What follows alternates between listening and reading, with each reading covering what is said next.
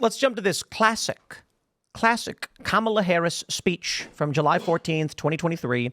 And I would like you all to listen to what she has to say. Here you go. Because think also about the impact on not only the local economy, not only on an investment in the entrepreneurs and innovators from and in the community, think about the impact on something like public health. When we invest in clean energy and electric vehicles and reduce population, more of our children can breathe clean air and drink clean water.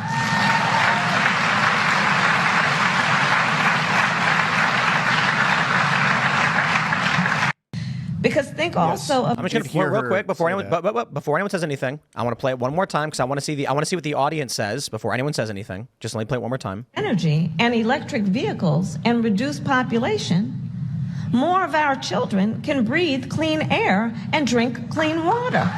There you go, everybody. There you go. Does the text actually say reduce population? Yes. She literally said reduce population. When we invest in reduce population. More children, reduce population. More of our children, though, the ones who we don't kill, right? Or the ones who we do allow to be born. Or the ones that we bring in from other countries. Our children will have clean air, and because we got rid of the bad ones. We got rid of those ones. You know, when we have fewer children and fewer people generally, more kids can drink water. Yeah. You know, why don't you have an abortion? Yeah.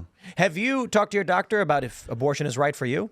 Maybe you shouldn't have kids. It really does seem like Democrats hate their voters. Yes. Like they're just showing up there and being like, hey, everybody, you should all get abortions. And I'm like, wow, that's kind of a mean thing to say to somebody. You know what I mean? You should get abortions. Also, you shouldn't have children because the environment. That's very bad and selfish of you. Have you considered? You should not talk to your families and you should get divorced. And also, you should continue to fall apart. Have you perhaps considered getting an abortion and then sterilizing your children? That's another Democrat talking point. That would be a great way to reduce the population and protect the environment. It's a win-win. Exactly. It's a win-win. Do you remember back in 2019 again during the debate when was it Julian Castro who talked about abortion for transgender men? And it was like, that's how far we've come, is that we are now, we have a presidential candidate who wants to protect the rights of transgender men to get abortions. It was like, abortions for everybody. No live babies. Never again. No live babies. But this is a classic because it's from a year ago. Yeah. And I don't know how many people brought it up when she said it, but she said it. And the funny thing is, if we bring up on the show, like, hey, Kamala Harris said that they're investing in reducing population, the media will say it's a conspiracy theory. Yeah. And they'll make up some excuse as to why, no, Kamala meant reducing population suffering, but she misspoke. Yeah.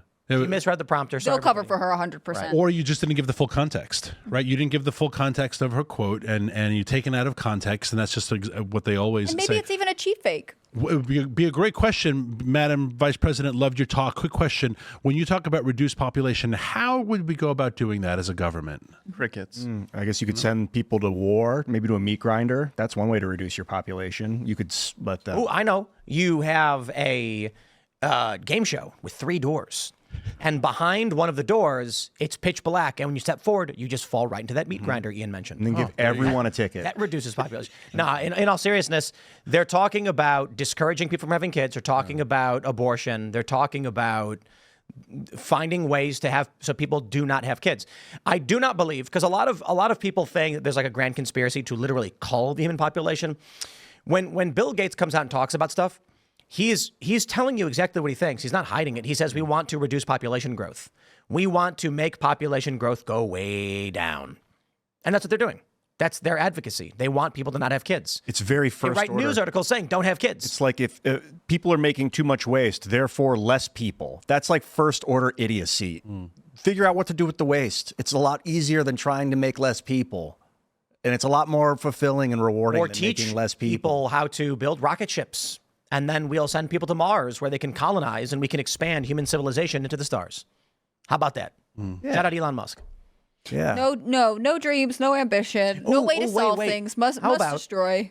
How about we just do like a sorry, but you're going to Mars thing? You know what I mean? Speaking of, there's a tweet that keeps going around. What would you guys name the first city on Mars? Have you thought about it? Anybody? Mars City. Mars City? All one word? First city? No, Mars City. Marsylvania. I like Marsylvania. Marsylvania is a good one. I don't know. I want to call it Daikon. DAIK, named after the vegetable we'll plant all over the place to fix the soil before. Nah. Yeah, it's named after food. No, it because needs everyone's like, something we'll better name it than Elon, we'll name it after people. It's like, dude, we gotta name it after the food, after the plants. That's why we're even here to begin with. It'll probably No, be Atlantis. Star City? Star City, because that's what he's naming everything. Oh, right. Starship, Starbase. Oh, no, if it's no, Elon, he's no, going it's to name it after It'll his be baby. X. It's going to be Yeah. X Town. It'll be built in the shape of an X. Yeah. And it'll be like completely mismanaged in like poor city planning. Just see It's like in order to get from one point to the X to the other, you have to go to the city center and then go around. It's just, people who live in Boston and rely on that public transportation are like, this is our nightmare. to be fair, if it was an X with a circle around I'm talking about. then you could have a train that goes and all a the way around. three-dimensional X too, or it's like goes Yeah. through. It will be everywhere you interesting look. to see which one of his kids he likes the most when he starts naming cities after them. I mean, he's got, at least 12 now? Little X. X2, X3, 4, 5. He just only likes that one kid. I don't know why I thought daikon. It came to me in a dream. It just hit me like It's a vegetable? And then I looked up, what does daikon even mean? I looked up, it's a How turnip. about Aubergine City? Aubergine? Yes. That's what the Aussies call, and the Brits do as Brits. well, Yeah, right? it's eggplant. Yeah, It's a French word for The it. thing about daikon, I started reading about it. I didn't even know Pamplemousse. what it was, but It's one of it the actually best French words. you plant Yeah, it is. daikon. I actually have pamplemousse right here. You plant daikon and then you don't harvest it, and it dies and then fertilizes and breaks up the soil on its own. So that's what I'm thinking. We It's plant just all on iron. Mars. Though. That's the problem. Have you heard? It's all iron. Mars. A lot of iron dust. It's That's on the why it's surface, red. so that's the dust on the Right. surface. So Ian, have you underneath there's water. heard about this But it's thing not going on? Mars doesn't have enough gravity to sustain an atmosphere. So we have to build pod cities and live underground. Yeah, first probably for sure. Have you Or heard like about this above, thing below. going on in West Virginia where, and I think it's Appalachian Botanical Company is doing it, but they're planting lavender fields on old coal mines to help fix the soil because a lot of times there's sort of a base level of like how it's supposed to be left, but there are issues there, and so they're using it to produce plants, which then they turn into products and sell to people. I find this really fascinating. No, that's awesome. Yeah. I don't know if you've Lavender? heard about this. I have not heard about that. No. This is a terrible segment, and I will do more research on So it. remediation. No way, this is the best segment on planet Well, I Earth. find it really interesting because it's about like, hey, how as we as a community can go back to sort of turning the land into something. I mean, I think the purpose of people being on Earth is to use, create, renew, and kind of keep cycles going. So if they're able to make a small business out of this, that's fascinating. Paul Tascalo says Marzalago. Mar-a-Lago. That's good. So, I still like Marsylvania. Yeah, Annika, Mar-a-Lago. are they- Pennsylvania. with the lavender fields, are they?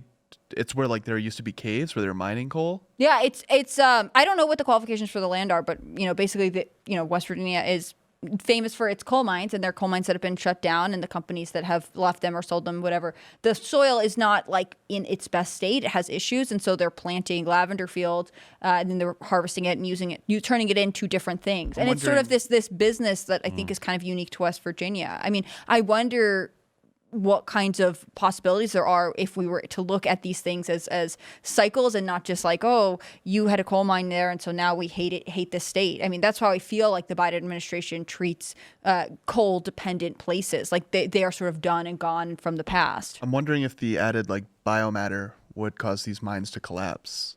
Because that's a real risk, and especially around here on the eastern seaboard is old coal towns where you build a neighborhood on top and then sinkhole. A lot of them are closed formally in some way because they? of that kind of concern. Do you, with Power for the Future, your company, do you guys get into the mining industry at all? Oh God, yeah. I've been to a ton of coal mines and reclaimed mines, and I've walked on reclaimed mine sites that you would have no idea that X number of years ago this was, whether it's an open pit mine or more like you have in West Virginia where you're actually 3,000, 2,000 feet underground.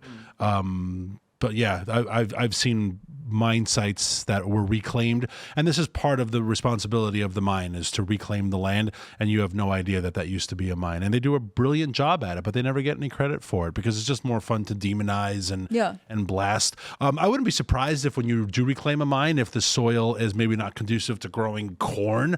I don't know. They said it's like the chemistry of it. Like you need to kind of fix the soil, and so the lavender is able to take out whatever heavy metal or whatever the issue is. But again, you said something just earlier that I want to latch onto when we were joking about the rocket ships and all that. And Hannah Clay, you said something like they never have any hope, right? And I think that's what we're missing so much from our conversations. It's Kamala Harris talking about, we have to reduce population.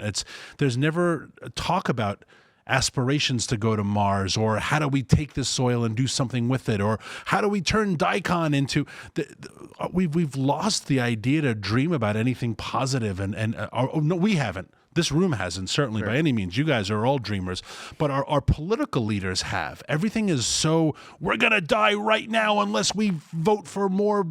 Everything is so apocalyptic and depressing. They're investigating their inner selves. That's why your personal truth and your identity is so important to you, but they're not investigating their environments. Like, I think there's like a saying about how we still don't know what's in our oceans, like the amount of unexplored territory that's beneath water.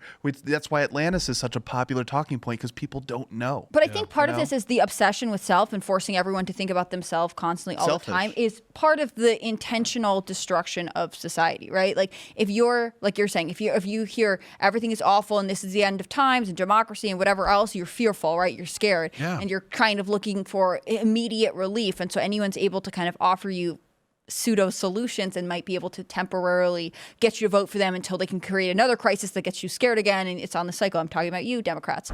But I think it is a big difference, and I've said this about the Trump campaign a couple times. I really do feel like when I've seen Trump speak, and I've been able to see him a couple different times over the years, it is much more about like, we're going to do this thing, we're going to accomplish this. And I know there are flaws to everyone. I'm not saying Trump is totally perfect or that everything in his administration will turn it around, but the messaging feels very different from every Democrat that I see run, that is like, you got to be scared of that guy, you have to be fearful, and they're coming for your rights, and it's much more fear and individual focus. And when we talk about these things, like being able to say, well, why don't we build a rocket, or why don't we, figure out what does reclaiming a coal mine look like, and what are our possibilities, and what cool thing can we do with this? That kind of hopefulness is someone who is solution oriented and believes that the world they're in is worth pursuing and investing in. And I think so much of what culture has fed people right now is to say, like, just focus on yourself and what you can get out of this and how it benefits you and what your issues are, and don't think beyond that. And that's a very oppressive mindset to have, because it doesn't allow for any creativity or imagination. That was so well said. It really was. I mean, you summarized exactly what I'm thinking. You're my favorite guest today. No, I mean, and you nailed it. And that's where my dislike for President Biden stems for. Again, I joked earlier that I'm the oldest one in the room, and so I've been following his campaign for. He didn't challenge you on that for a very long time. Well, because I know for a fact. But I mean, Joe Biden, when he was in his lucid days, told a crowd of young black kids, Mitt Romney's going to put you all back in chains, right? Everything was, you're going to die. People are out to get you. His pride talk, or really Jill gave it, like they're coming after you and they're going after your rights, but we're going to fight. Everything is, the whole world is out to get you. And everything is negative. Everything is fearful. The environment's out to get you. Everyone's is on the brink of death, but for the government that is going to protect you. And boy, it's just such a dour and miserable message to tell you people over and over again. I see it like as a constant state of triage. Like, if someone's bleeding out, you don't have time to think about the future. You've got to just fix the problem. And it's like a state of constant triage, mental triage. Joy Reid was talking a few days ago, and she was like, we, as Democrats, we're scared. We're always afraid. And I don't want to misquote exactly what she was like, just blatantly saying, we're terrified. She's like bringing other people like into her cult of fear.